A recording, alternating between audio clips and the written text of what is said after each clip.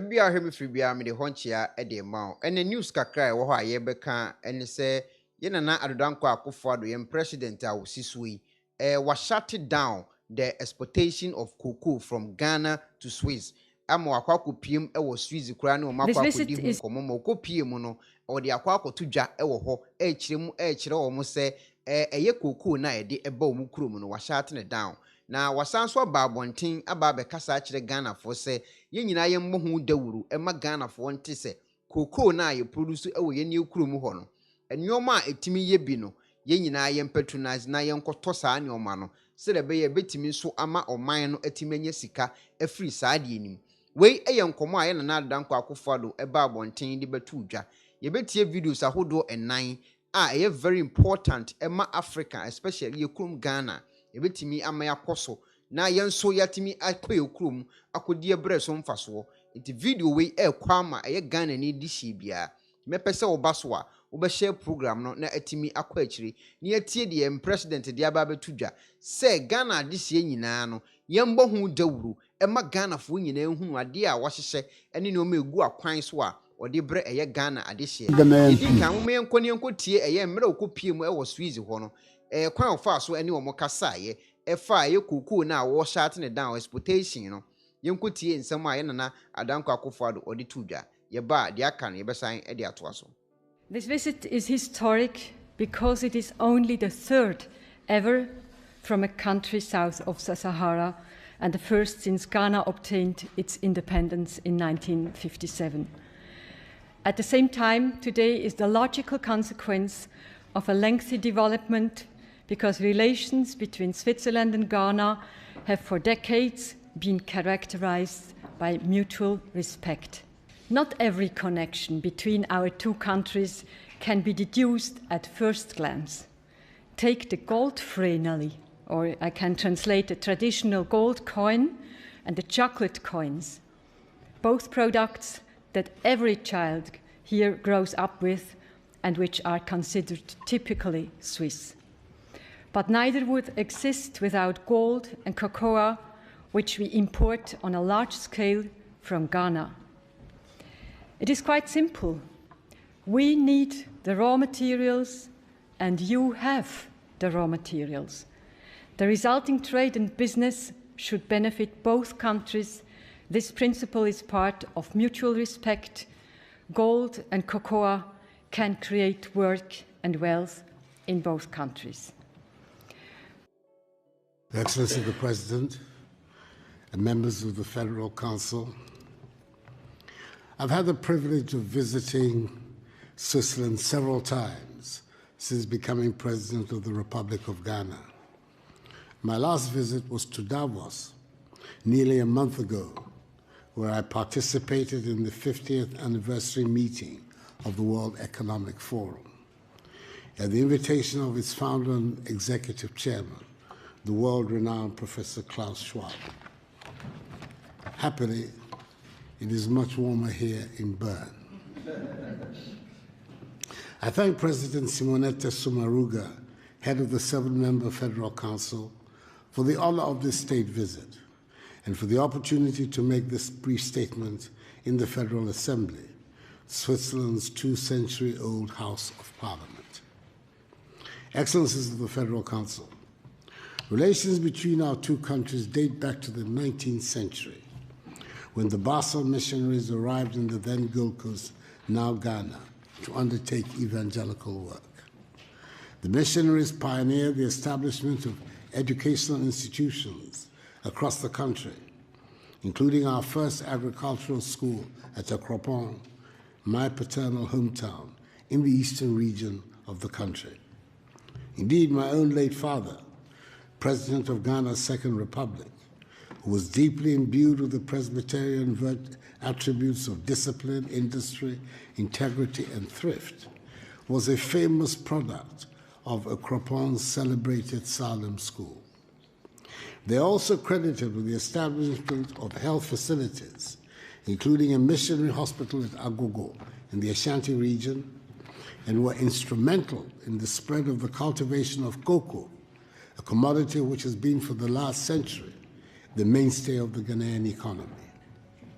The Christian community in Ghana is greatly indebted to the Basel missionaries, who are also responsible for the translation of the Bible from English into 2 of the main Ghanaian languages, and who have been accorded due honor by us.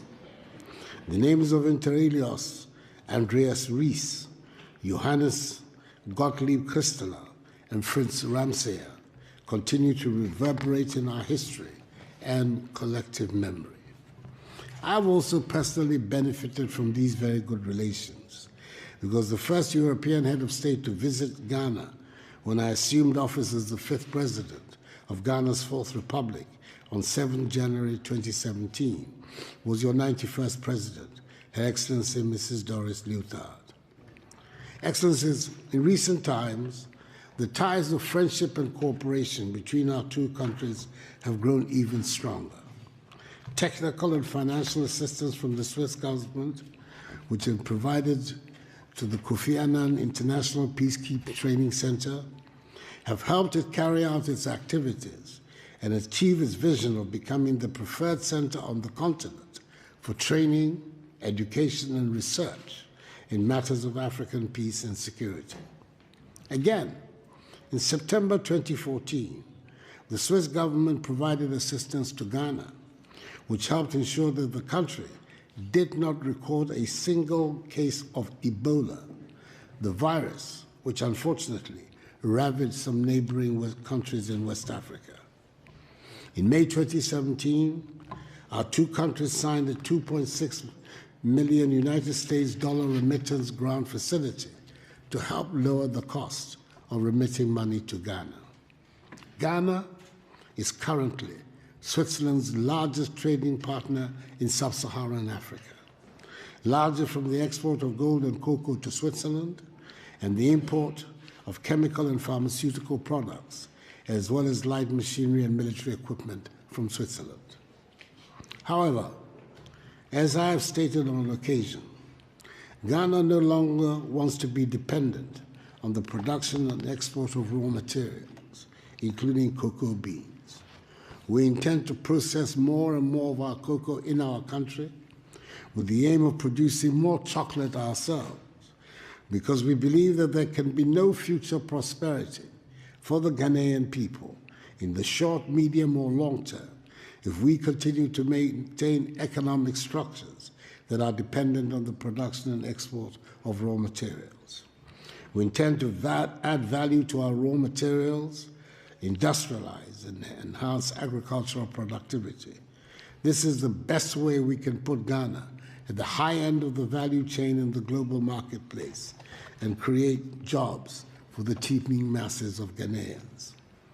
It is for this reason that my government continues to put in place a number of measures aimed at attracting investment into Ghana, as well as stimulating growth of the private sector.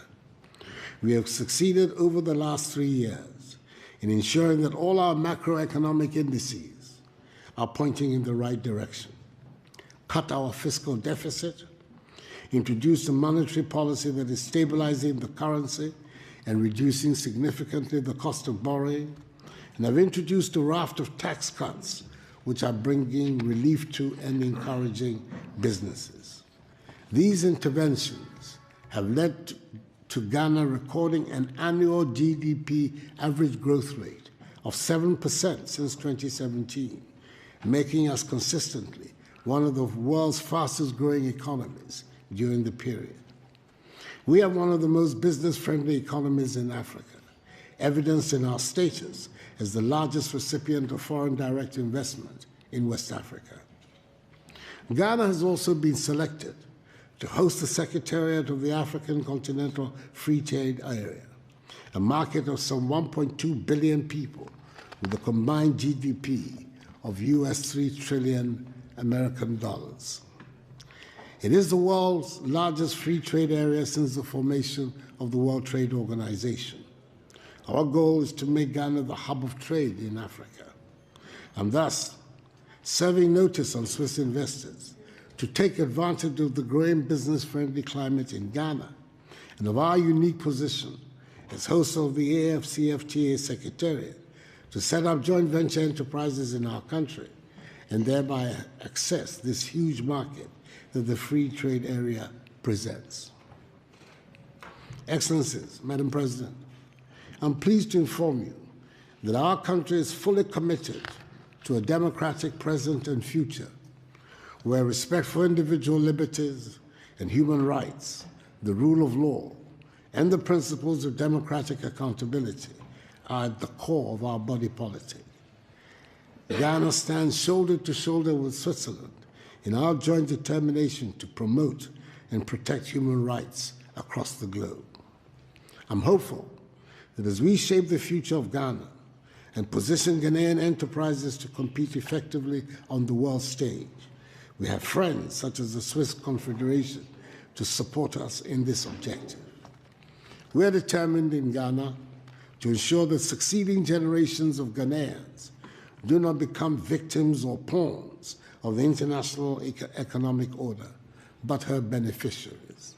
Indeed, the project is a Ghana beyond aid, a Ghana which has discarded a mindset of dependency, aid, charity, and handouts, and is charting a path of self-reliance in her progress, fashioned out of the intelligent and disciplined use of her considerable human and material resources. This visit is historic because it is only the third ever from a country south of the Sahara and the first. Ati abusiafo yetie de yem president Nana Adodankwa Akufo-Addo adi akotudwa wo Swiss emra okopi mu ho a na se koko no omfa nko bim opese eye yekurum ho no production bibia koso ho na youth no so nya adwuma ediye obetimi do comment nso agu ho amya kenkan na owie na anso ho a osan so etoa so ebetena wono ano ni page so kasa kire Ghanafo say yenyina yemfa yehumbom na yemwa Emma koko adwuma no a produce wo yekurum Ghana ho no obia patronize na onko pebi ento anase yemmo ho dawuru behalf of government se be Ghana fo ebetimi ato saa ne oma na ma sika etimi ba o man Ghana mu ho obetimi do comment ago anase enye na afini yakoyanim yentie de yem president edituja. On the occasion of the celebration of National Chocolate Week, I say a big aiko on behalf of government and the Ghanaian people to our hard-working cocoa farmers, and an equally big aiko to the board of directors, management, and staff of Cocoa Board. The health benefits of cocoa are enormous and well known. It helps reduce blood pressure, lowers the risk of heart attack and stroke, and improves brain function. Ghana produces the best cocoa which has strong nutritional value, and it's time that our consumption increases in our own backyard. Currently, per capita consumption of cocoa in Ghana stands at 0.5 kilograms. This should increase to 1 kilogram per Ghanaian in the short to medium term. This should begin with inculcating the habit of consuming cocoa in our children. This will not only develop the taste for cocoa products, but will also help them stay healthier to contribute their quota towards the growth and transformation of Ghana. I am and will continue to be a passionate consumer of chocolate and cocoa-related products. So, my fellow Ghanaians, I urge all of you to consume Ghana-made chocolate and cocoa-related products for our own well-being and indeed for the development of Mother Ghana.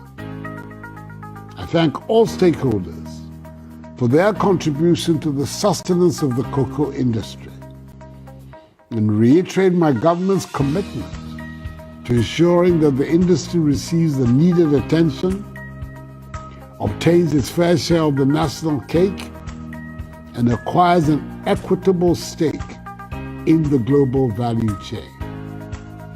May God bless us all in our homeland Ghana and make her great and strong.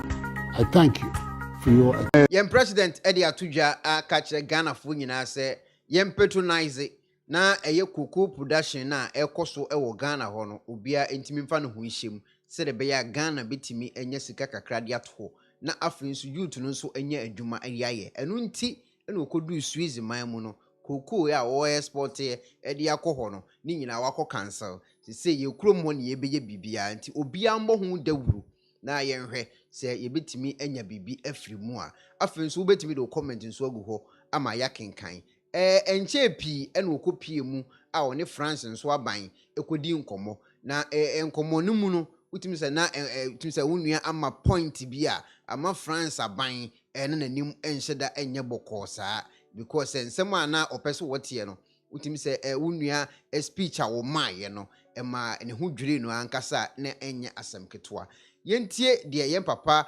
enado danko Akufo-Addo ukopie mu ewo France no one eye France aban enkomo mu kwotwetwe ye wi a de aka no mesan so de aka wei eye Ghana ne African komo ene edi na ene dey ubetimi ahye program no na afrin so do comment nso agu ho do pese o tru bi atru gu ho mpanyimfo ohwe page yi pa se de be ya ebia o comment bi na panyini bi atwena adwene asibibi so na ama bibia nso aye kama ye pe Ghana yi itina ye sorry ani esi ha yenti de ye papa ekokan emra okopiem e France here today tell us a lot about the development of our continent of Africa.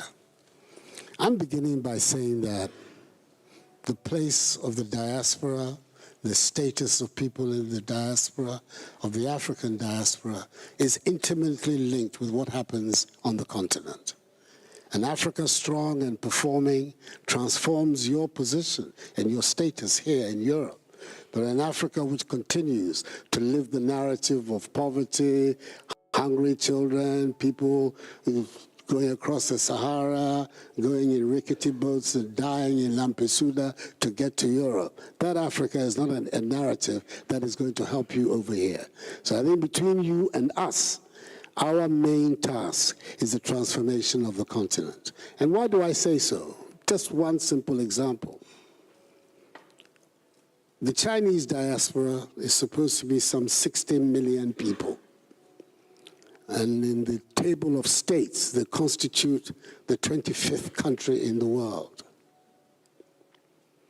They're saying that of the 52 billion foreign investment that went into China in the 80s and 90s that transformed China into what it is today, the manufacturing hub of the world, 50% of that, 26%, came from the Chinese overseas community.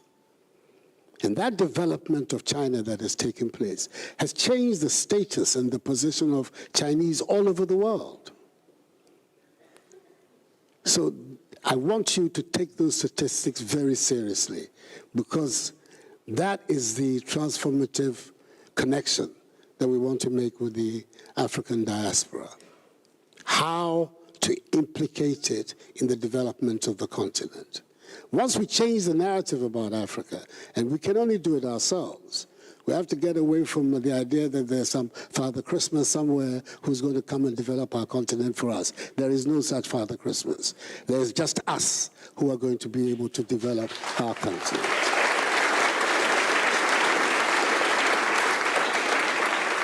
So once that mentality is our mentality, that we have to do it ourselves, then our relations with other people become that much more structured and punctilious, if you like.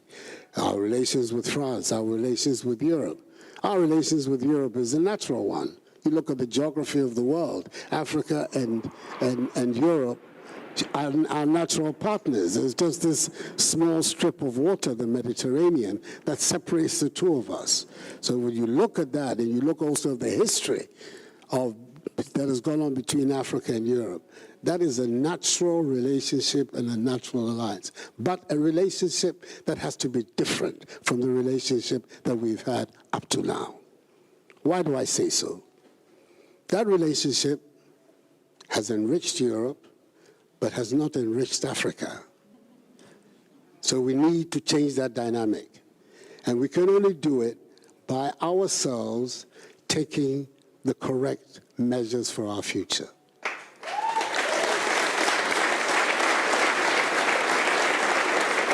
So that's where my focus is. And that's why I'm very excited about the possibility of having this encounter, that we can all begin to speak the same language, the language of cooperation, the language of collaboration, but to a different end. It cannot be right that the continent that has allegedly the wealthiest resources of all the continents of the world is also the home of the poorest people on the globe. That disconnect is not a good disconnect, and we need to work to change that disconnect. So when we're then talking about the need for self-reliance, it is because particularly important is to recognize that we have the resources. We have the youngest population in the world. 25% of our population is under the age of, 19? It's a huge amount of resource, of potential strength. And once we do the educating, we find the means to do the educating of this population and giving it skills, then we are putting Africa on a path of very, very strong economic growth. We can replicate what has been done in Asia if, like them, we maintain the discipline and the correct analysis of what we need to do to move our continent forward. But really, if they've been able in Asia in a generation to transform the lives of hundreds of millions of Chinese, hundreds of millions of Indians, why can we not replicate that same phenomenon on our continent? We can do it. And I have no doubt that those of you here can make a big input into that transformation that we're all looking for. And when we're saying this, and it's very important that we recognize that we're not saying we're turning our back on the world. No, we can't do that. We live on the same planet. We need the association and the partnership with countries like France, with the technologies that they have developed here, their savoir-faire in many, many areas. All those things are matters that we can profitably associate and benefit from. But all of it, always, from an understanding that it is for us to define the relationship that we want with the rest of the world. We shouldn't be caught up in a language or a narrative that says that we are appendages to other people's thinking, other people's policies, other people's volonté. That will not help us. So, Mr. President, we're saying the time has come for us to take our destiny in our own hands. It's now 6 decades since the independence movement swept Africa.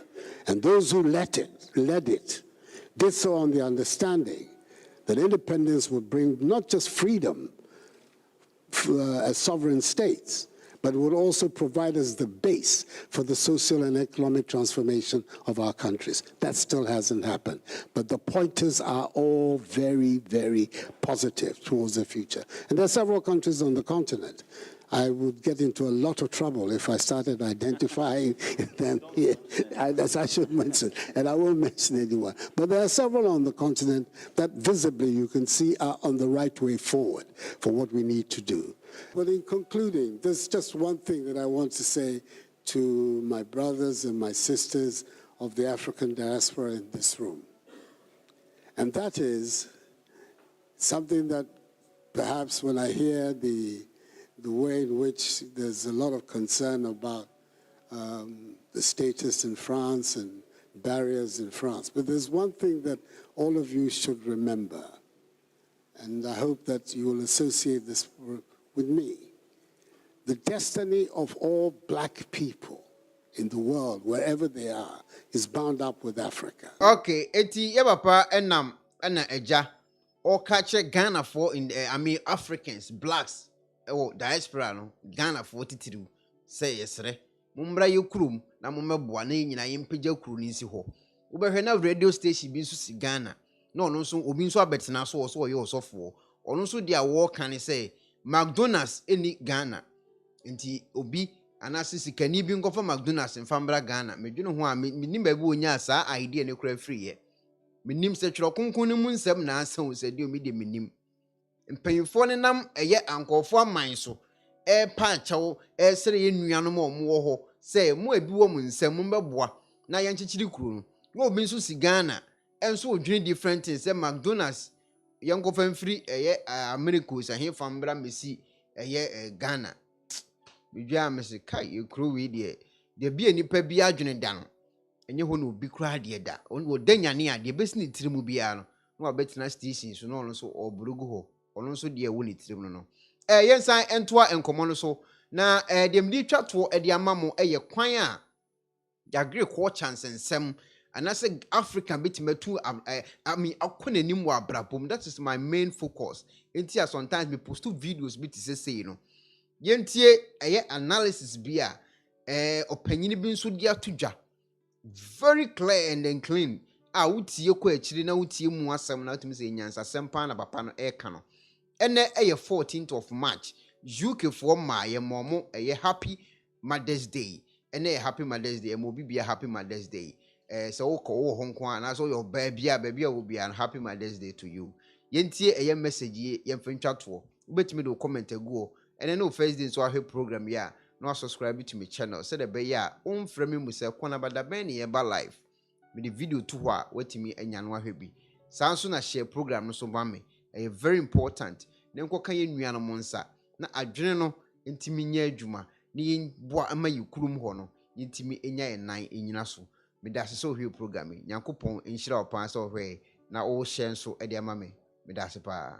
This is a very important message for African economic emancipation.